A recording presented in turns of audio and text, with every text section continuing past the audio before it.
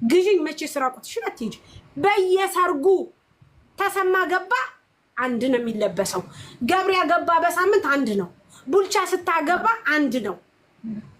በወር 6-7 ሽፎን ትገትታላችሁ። ሻርፕ አይቀር እዚህ ጋር የሚደረገው ጌጡ አይቀር ምን አይቀር ምን ሊያረግልሽ የሚጠቅምሽ ብር ነው።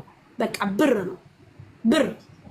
ብር ይሄ ሲኖርሽ ነው ማንም የሚወድሽ። ማንም እየነገርኩሽ ነው። አስረግጠሽ ስሚ ብሏል ሞጣ። አንድ ቤት ለመግባት አበባ ሰጣችሁ ነው የምትገቡት። አትታዩ ገስት ብትገቡ ኔቨር ኤቨር አትታዩ። አበባው ደግሞ ሰው ሰጪ ሲበዛ የሆነ ነገር ስጪ የምትባያለሽ። አንድ ቤት ለመግባት ዛት ሚንስ ሰው በአሁኑ ሰዓት እየኖረ ያለው በብሩና በብሩ ነው። ስለዚህ እናንተ መኖር ያለባችሁ በብራችሁ ስለሆነ የሰራችሁበትን ያገለገላችሁበትን የለፋችሁበትን ቫልዩም ለምን ታሳጣላችሁ? ራሳችሁ በራሳችሁ ብልጭልጭ ነገር ለምን ያምራችኋል?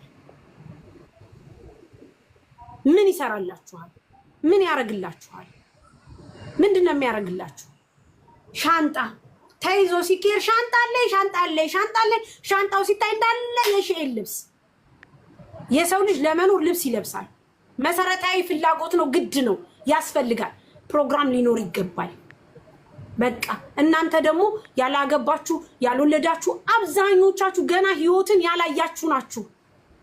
ለማየት ደግሞ እዚህ የለፋችሁበትን ብር ለምንድን ነው አስተካክላችሁ? አሁን እኮ ብሩ ቫልዩም የለውም ጋይስ። ኢትዮጵያ የገባችሁ ልጆች አይታችሁት ከሆነ ብሩ 100,000 በሚሊዮን የሚቆጠር ራሱ ብትይዙት ኔቨር ኤቨር አያገለግልም። ሳሪዬ ደግሞ እኮ ማለት ነው በጣም የሚያናድደው እነሱ እንደዛ ሆነው ማስቀመጫ አጥተው ተጨንቀው ገዝተው የሚወስዱትን እቃ ራሱ ማለት ነው ኮተት ነው ከአንቺ ያተረፍነው ኮተት ሰብስበሽ መጣሽ ነው የሚባሉት። ምስጋና እንኳን አያገኙበትም ሲወስዱት ማለት ነው። ወስደው ለከሌ እያሉ እነሱ ተጨንቀው ወስደው ካርጎ ራሱ ሲያደርጉ ስንትና ስንት ብር ነው ከፍለው የሚያደርጉት? ወይ እዚያ ይጠቀሙበት ወይ እዛ ደግሞ ወስዶ አይመሰገኑበት። እና ገንዘባቸውን እንደሚያዝ ትልቅ ነገር የለም። ገንዘባችሁን ያዙ፣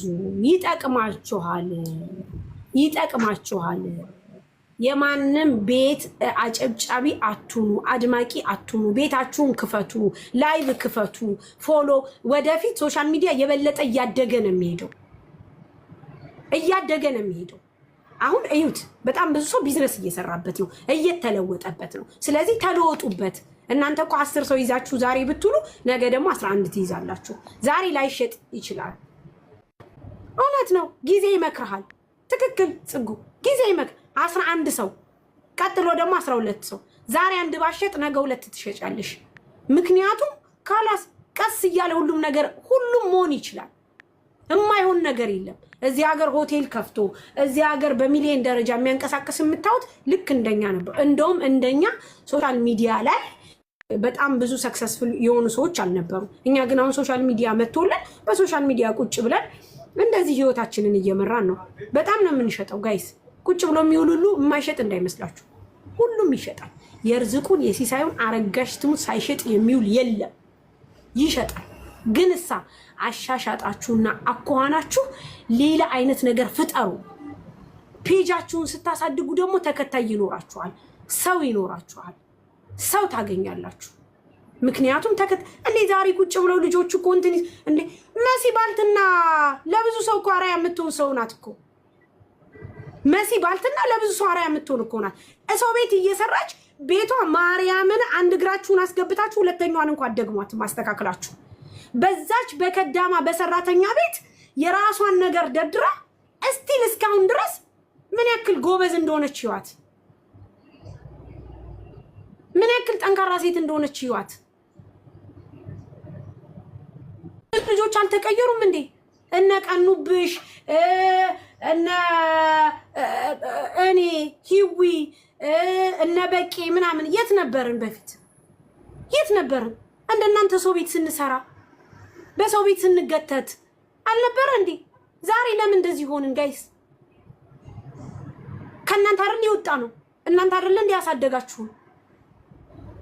እናንተ አይደል እንዴ ለዚህ ያደረሳችሁ? ከሰው ቤት ወጥተን ይኸው እዚህ ደርሰናል። አንቺ እናንተ የማትደርሱበት ምክንያት ምንድነው? እናንተ እንደዚህ የማትሆኑበት ምክንያት ምንድነው? ራሳችሁን ለምን ዝቅ ታደርጋላችሁ?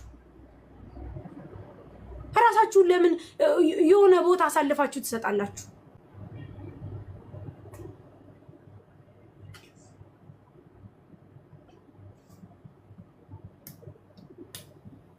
ማርያምን እኔ ኪንጋማን አሁን እናንተ እስኪ አሁን አላይን ያሉ ሴቶች አግብተው ወልደው ህይወታቸውን እየኖሩ በትላልቅ ማህበረሰብ የሚኖሩ እንደው ሌላው ይቅርና አግብታችሁ ወልዳችሁ መኖር እኮ ትልቅ ጸጋ ነው ጋይስ።